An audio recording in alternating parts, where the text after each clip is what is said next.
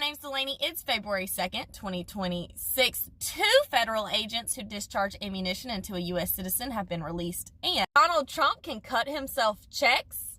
Happy Monday. Here's some of the headlines you might have missed. Two of the Customs and Border Patrol agents in the Alex Preddy murder have been identified. Reports show that the two agents who discharged ammunition into Alex Preddy are Jesus Ochoa and Raimundo Gutierrez. That's right, Jesus and Raimundo were both assigned to the Operation Metro in Minnesota. Nevertheless, the Frozen Water Agency still refuses to release names or any information on the incident. Speaking of the Frozen Water Agency, however, a Customs and Border Protection employee was recently arrested. Yes, arrested for being slumped over and covered in vomit in their car. State troopers were brought to the car's attention because it was parked in a no parking zone with the driver slumped over the wheel. And the county I'm from in North Carolina, that can only mean one thing. So anyway, the agent was arrested and charged with a DWI. Records show that he was later released upon his own recognizance. Moving, journalist Don Lemon received a standing ovation at Clive Davis's pre-Grammy party. Wait a minute. Clive Davis's pre-Grammy party.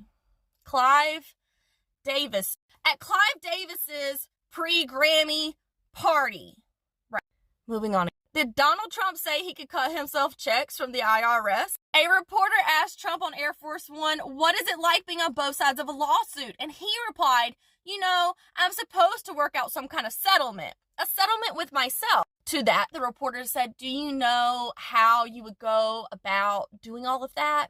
And Trump said, I think we'll do something for charity. If you think you're being distracted, you're right. Here's a headline I know you missed. An oil rig in Alaska tipped over. 8 people have been treated and released ever since an oil rig tipped over while being transported on frozen gravel in Alaska. The Doyon Drilling Company has expressed its devastation over losing the rig. However, Alaskans are more worried about the 4,600 gallons of fluid that was spilled. That's right, there's an estimated 4,000 gallons of diesel and 600 gallons of hydraulic fluid that has now been spilled. Cleanup has begun, however, Alaska, like much of the rest of the country, is experiencing extreme Arctic weather right now. There's been next to zero visibility and there's restrictions on heavy machinery to be moved, therefore they can't get there to clean it up.